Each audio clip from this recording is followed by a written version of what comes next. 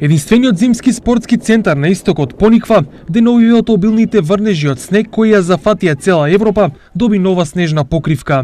Сега дебелината на снежната покривка изнесува 80 сантиметри, но тоа не е пречка за посетителите за движење и скијање на стазите.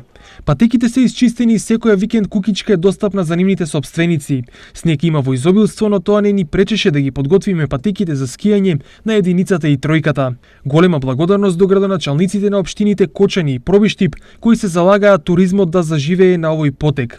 Пред започнување на викендот ќе биде исчистен целосно и паркинг просторот, така да нема да има проблеми за паркирање на возилата на оние кои ќе сакаат викендот да го поминат на Пониква. Спремни го дочекуваме овој викенд и се надеваме на голема посетеност бидејќи и патот Кочани Пониква е исчистен, се вели во соопштението на концесионерот за веб порталите.